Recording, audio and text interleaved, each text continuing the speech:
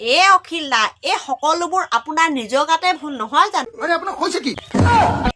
মোৰ একো হোৱা নাই অখিল দা। আপুনি সেই তাহানিতে গৌৰৱ দাক ইমান বেয়াকে কৈছিলে, মনত আছেনে? মগজু গণ্ডগোল থকা নহয় অখিল দা। আপুনি যে গৌৰৱ দাক অপদাৰ্থ বুলি কৈছিলে। আপোনাৰ সমান ঠাট্টাচ, আপোনাৰ সমান ফাল্টু, আপোনাৰ সমান 2 নম্বৰী।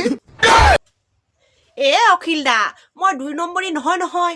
আপোনাৰ সেই ভিডিঅ' এটাহে পাইছিলো, বিশ্বাস নহয় যদি চাই লওক ক।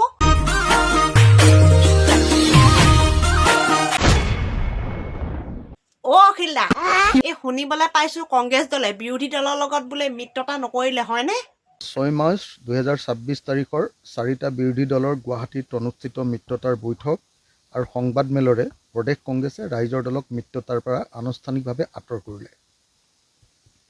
ৰাইজৰ দলক মিত্ৰতাৰ পৰা আঁতৰাই পতা এই বৈঠক আমাৰ বাবে আছিল অত্যন্ত অসন্মানজনক। আমি লক্ষ্য কৰিছোঁ যে প্ৰদেশ কংগ্ৰেছৰ সভাপতি গৌৰৱ গগৈ ডাঙৰীয়াৰ মুখৰ ভাষা আৰু শাৰীৰিক ভাষা কোনোটোৱেই মিত্ৰতাৰ সপক্ষে নহয় আৰু তেওঁৰ আচৰণ মিত্ৰ দলবোৰৰ কাৰোৰে বাবে মুঠেও সন্মানজনক নহয়। 6 মাৰ্চ তাৰিখে গুৱাহাটীৰ বেলতলাস্থিত গ্ৰীণউড ৰিজৰ্টত অনুষ্ঠিত সংবাদমেলত গৌৰৱ গগৈৰ বক্তব্য আৰু 6 জুলাই 2025 অসম নাগৰিক সমাজৰ বিৰোধী দলবোৰৰ মিত্ৰতা সম্পৰ্কীয় অসম সন্মিলিত নাগৰিক অভিৱৰ্তনৰ বক্তব্য সকলোতেই গৌৰৱ গগৈৰ অহংকাৰ স্পষ্ট আছিল।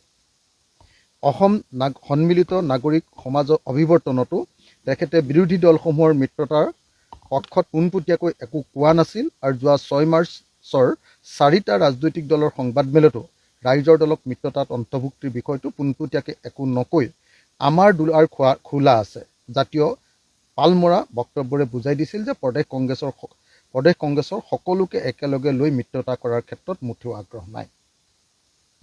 কংগ্ৰেছৰ সৈতে ৰাইজৰ দলৰ মিত্ৰতা বাস্তৱিকতে কি বিষয়ত থমকি ৰৈছে? এটা বাক্যত ক'বলৈ গ'লে সংখ্যাৰ দিশেৰে চালে এটা সমষ্টিৰ বাবে এই মিত্ৰতা ভংগ হোৱাৰ পথত আগবাঢ়িছে। ৰাইজৰ দলে প্ৰথমে কংগ্ৰেছৰ সংখ্যা 27খন, যি সময়ত জাতীয় পৰিষদে 26খন আসন বিচাৰিছিল, আমি 27খনৰ বাবে অনুৰোধ কৰিছিলোঁ। সেই সংখ্যাত কংগ্ৰেছে বহুত বেছি হ'ব বুলি কোৱাত আন্তৰিকতাৰে আমি সেই সংখ্যা 20লৈ হ্ৰাস কৰিছিলোঁ। কিন্তু কংগ্ৰেছ আছিল নাচুৰবান্দা আৰু গৌৰৱ গগৈয়ে 100খনতকৈ অধিক আসনত কংগ্ৰেছে প্ৰতিদ্বন্দ্বিতা কৰিবই বুলি অতি দাম্ভিকতাৰে ৰাজহুৱাকৈ সীমাৰেখা এডাল টানি দিছিল। সেই সীমাৰেখাৰ ভিত্তিত কংগ্ৰেছৰ তৰফৰ পৰা আমাক আসনৰ সংখ্যা হ্ৰাস কৰাৰ বাবে অনুৰোধ জনোৱাত আমি সেই সংখ্যা 15খনলৈ হ্ৰাস কৰিলোঁ আৰু তাতোতকৈ কম আসনত আমাৰ দলে প্ৰতিদ্বন্দ্বিতা কৰাত দলৰ সন্মতি নাই বুলি আমি স্পষ্টভাৱে জানিবলৈ দিলোঁ। সৰ্বশেষত কংগ্ৰেছৰ 4জনীয়া আলোচনাকাৰী গোটে আমাৰ সৈতে 13খন আসনত সন্মতি প্ৰকাশ কৰে, যাৰ মাত্ৰ 4খন আসনহে পোনপটীয়াকৈ আমাৰ পচন্দৰ আসন আছিল। 4খন বন্ধুত্বমূলকভাৱে এৰি দিব খোজে আৰু 5খন কংগ্ৰেছৰ দ্বাৰা বিভিন্ন সময়ত আমাৰ ওপৰত জাপি দিয়া আসন। অৰ্থাৎ আমি বাস্তৱিকতে 27খন আসনৰ পৰা 4খনলৈ অৱনমিত হ'লোঁ। এইটো সংখ্যাতে কংগ্ৰেছে নাচুৰবান্দাকৈ লাগি ৰ'ল। সৰ্বশেষত উপায়বিহীন হৈ আমি প্ৰস্তাৱ দিলোঁ যে আমি কংগ্ৰেছৰ সকলো চৰ্ত মানি ল'ম, কিন্তু আমাৰ সাংগঠনিক ভিত্তি থকা ধিং সমষ্টি পোনপটীয়াকৈ প্ৰতিদ্বন্দ্বিতাৰ বাবে আমাক এৰি দিবই লাগিব। আমি উপায়হীন এইবাবেই ক'লোঁ যে আমি বিজেপিক আন্তৰিকতাৰে পৰাস্ত কৰিব বিচাৰোঁ। সেইটো আমাৰ সংকল্প, সেইটো আমাৰ প্ৰতিশ্ৰুতি। কিন্তু কংগ্ৰেছৰ বাবে নিজৰ দলৰ স্বাৰ্থটোৱে সিদ্ধান্ত গ্ৰহণৰ একমাত্ৰ মাপকাঠি হৈ থকা আমি দেখিবলৈ পালোঁ। তেওঁলোকে পোনপটীয়া আসনৰ হিচাপে আমাক দলগাঁও সমষ্টিটো এৰি দিব খোজে। সেই দলগাঁও সমষ্টিটো এৰি দিয়াৰ প্ৰস্তাৱৰ পাছতো সমষ্টিটোত কংগ্ৰেছ নেতাকৰ্মীৰ উত্তাল প্ৰতিবাদ, ধৰ্ণা, অপপ্ৰচাৰ আৰম্ভ হয়। আনকি ৰাইজৰ দলৰ প্ৰাৰ্থীৰ বিৰুদ্ধে অসৌজন্যমূলক আচৰণ ৰাজহুৱাকৈ প্ৰকাশ কৰে, কিন্তু প্ৰদেশ কংগ্ৰেছৰ তৰফৰ পৰা তাক নিয়ন্ত্ৰণ কৰাৰ কাৰণে কোনো নিৰ্দেশ দিয়া আমি দেখা নাপালোঁ। আমি নিশ্চিত যে প্ৰদেশ কংগ্ৰেছৰ প্ৰত্যক্ষ নিৰ্দেশতেই আমাৰ ওপৰত চাপ সৃষ্টি কৰিবলৈ এই কাম দলগাঁৱত কৰোৱা হৈছে। আনহাতে আমি নগাঁও জিলাৰ ধিং বিধানসভা সমষ্টিত কংগ্ৰেছৰ পৰা বিচাৰোঁ। পূৰ্বে বহুবাৰ সন্মতি দিয়াৰ পাছতো এই সমষ্টিটো এতিয়ালৈকে কংগ্ৰেছে এৰি দিবলৈ সন্মত নহ'ল। প্ৰদেশ কংগ্ৰেছৰ সভাপতি গৌৰৱ গগৈয়ে দাম্ভিকতাৰে আমাৰ সকলো অনুৰোধ নস্যাৎ কৰিছে। গতিকে ক'ব পাৰি ধিং বিধানসভা সমষ্টি ৰাইজৰ দলক এৰি নিদি কংগ্ৰেছে ৰাইজৰ দলৰ সৈতে মিত্ৰতা ভংগ কৰি যোৱা 6 মাৰ্চ তাৰিখে আন 3টা দলৰ সৈতে মিত্ৰতাৰ আনুষ্ঠানিকতা সম্পন্ন কৰিছে। তাৰ পূৰ্বে আলোচনাৰ প্ৰক্ৰিয়া চলি থকা অৱস্থাত ৰাইজৰ দলৰ চূড়ান্ত তালিকাৰ পৰা ডিমৌ, বৰচলা, মাৰ্ঘেৰিটা, দিছপুৰ, দুলীয়াজান আদি সমষ্টিৰ নাম অন্তৰ্ভুক্ত কৰি একপক্ষীয়ভাৱে কংগ্ৰেছৰ প্ৰাৰ্থিত্বৰ তালিকা প্ৰকাশ কৰিছে। তাৰ পাছতো আমি সংযম ৰক্ষা কৰি মিত্ৰতাত যাতে কোনো আউল নালাগে তাৰ প্ৰতি লক্ষ্য ৰাখি আমি বিবদমান সমষ্টিবোৰ বাদ দিহে প্ৰাৰ্থী তালিকা ঘোষণা কৰিলোঁ। এতিয়া 2026 চনৰ বিধানসভা নিৰ্বাচনতো কংগ্ৰেছে আমাৰ বাছনিত মাত্ৰ 4খন আসন এৰি দিছে। মাত্ৰ 15খন আসনৰ 13খন আসন এৰি দিব খোজে। তাৰে 9খনে কংগ্ৰেছৰ বাছনিৰ আৰু সেই 9খনৰো 4খনেই বন্ধুত্বমূলক প্ৰতিদ্বন্দ্বিতাৰ বাবে। অৰ্থাৎ আমাৰ বাছনি 4খন আৰু কংগ্ৰেছৰ বাছনি 5খনকে ধৰি কেৱল পোনপটীয়াকৈ প্ৰতিদ্বন্দ্বিতাৰ বাবে আমাক দিয়া হৈছে 9খন সমষ্টিহে। এতিয়া 4খন বন্ধুত্বমূলক আসনৰ এখন ঢিং আমাক পোনপটীয়াকৈ এৰি দিলেই আমি সকলো ত্যাগ কৰি মিত্ৰতা কৰিবলৈ প্ৰস্তুত আছোঁ বুলি বাৰম্বাৰ আমি জনাই আহিছিলোঁ। কিন্তু গৌৰৱ গগৈ আৰু ৰকিবুল হুছেইনে ঢিন আমাক এৰি নিদিলে। আনসকলে এৰি দিয়াৰ পক্ষপাতি আছিল যদিও আনকি AICCও আমাৰ সন্মুখত ঢিং এৰি দিম বুলি ঘোষণা কৰিছিল। ক'বলৈ গ'লে ৰকিবুল হুছেইন আৰু গৌৰৱ গগৈৰ আকুৰগুজালিৰ বাবে আমাৰ এই মিত্ৰতা আগি গ'ল।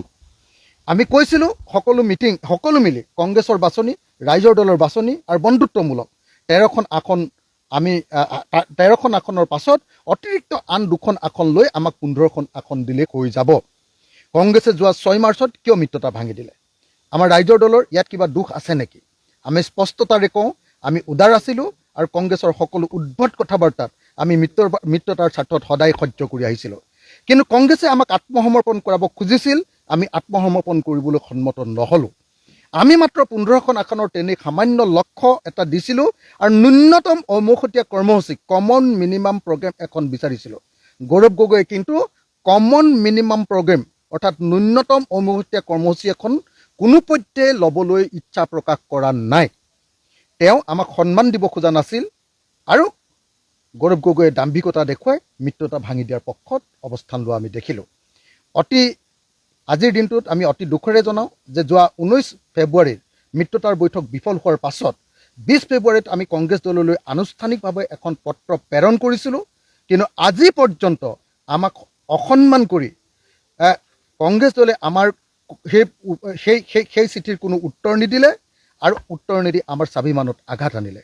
সেয়েহে আজিৰ তাৰিখত কংগ্ৰেছৰ সৈতে মিত্ৰতা সন্দৰ্ভত আলোচনা আগবঢ়াই নিয়াটো আমাৰ পক্ষে সম্ভৱপৰ নহয় বুলি বিবেচনা কৰি আজিৰ সভাই প্ৰস্তাৱ গ্ৰহণ কৰিছে আৰু এইখিনি কথা আমি সমগ্ৰ অসমৰ ৰাইজক আজি জানিবলৈ দিছোঁ। এই মুহূৰ্তত ক'ব পাৰি মিত্ৰতা ভংগ বুলি আমি আমাৰ যি বক্তব্য আছিলে একদম প্ৰেছ বিবৃতিৰ জৰিয়তে সম্পূৰ্ণ স্পষ্ট বক্তব্য প্ৰকাশ কৰিছোঁ।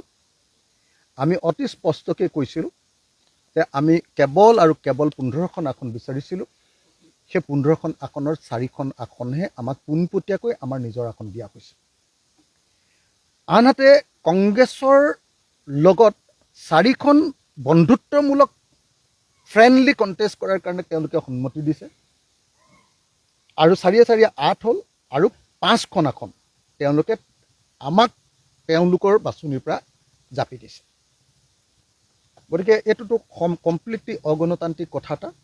যি 13খন আসন সামান্য আসন 126খনৰ ভিতৰত যি 15খন আসন আমি বিচাৰিছিলোঁ তাৰে 13খন তেওঁলোকে দিব খুজিছিলে, তাতো তেওঁলোকৰ চইচৰহে আমাক বস্তুখিনি দিব খুজিছে।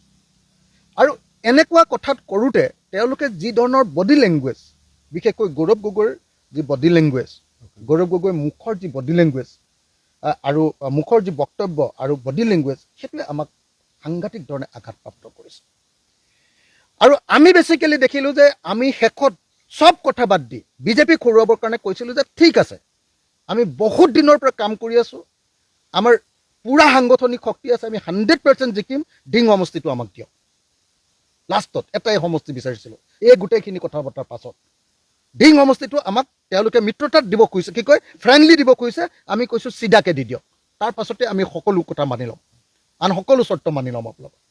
কিন্তু তাৰ পাছত সকলোৱে আনকি AICC আমাক ফোন কৰি জনালে যে ঢিং দিছোঁ, আমাক ৰিপুণ বৰাই ফোন কৰি জনালে যে ঢিং দিছোঁ বাৰম্বাৰ। কিন্তু সৰ্বশেষত আমি জানিলোঁ যে গৌৰৱ গগৈয়ে মোক নিজে ফোন কৰি ক'লে যে ঢিং আমি নিদিওঁ। আৰু আমি গম পালোঁ যে ৰকিবুল হুছেইন আৰু গৌৰৱ গগৈয়ে ঢিং সমষ্টিটো এৰি দিব নোখোজিলে। অথচ এলায়েন্স ভাগি যাব বুলি ভাবি নগাঁও বিধানসভা সমষ্টিৰ অন্তৰ্গত ঢিং সমষ্টি, নগাঁও বিধানসভাৰ সাংসদ প্ৰদ্যুৎ বৰদলৈ ডাঙৰীয়াই এৰি দিবলৈ সন্মত হৈছিলে। এলায়েন্স ভাগি যাব বুলি ভাবি তেওঁ প্ৰতিবাদ কৰিছিলে, কিন্তু এলায়েন্স ভাগি যাব বুলি ভাবি তেওঁ এৰি দিবলৈ সন্মত হৈছিলে। কিন্তু গৌৰৱ গগৈ আৰু ৰকিবুল হুছেইন তেওঁলোকৰ কাৰণে এই গোটেই এলায়েন্সটো ভাগিছে। আৰু সেইকাৰণে আমি স্পষ্ট ৰূপত জনাই দিছোঁ যে এলায়েন্স আমি ভঙা নাই, আমি এলায়েন্সৰ পক্ষত আছিলোঁ আৰু গৌৰৱ গগৈ আৰু ৰকিবুল হুছেইনে এই এলায়েন্স ভাঙিব খুজিছে। গতিকে আজিৰ দিনটোত আমাৰ স্থিতি ইমানকে কৈছোঁ। ধন্যবাদ। জয় অসম। অখিল দা, এই সকলোবোৰ আপোনাৰ নিজৰ গাতে ভুল নহয় জানো? আপোনাক কৈছে কি? মোৰ একো হোৱা নাই অখিল দা। আপুনি সেই তাহানিতে গৌৰৱ দাক ইমান বেয়াকে কৈছিলে, মনত আছেনে? মগজু গণ্ডগোল থকা নহয় অখিল দা। আপুনি যে গৌৰৱ দাক অপদাৰ্থ বুলি কৈছিলে। আপোনাৰ সময়ত ঠাট্টা, আপোনাৰ সময়ত ফাল্টু, আপোনাৰ সময়ত 2 নম্বৰী। অখিল দা, মই 2 নম্বৰী নহয়। আপোনাৰ সেই ভিডিঅ' এটাহে পাইছিলো, বিশ্বাস নহয় যদি চাই লওক।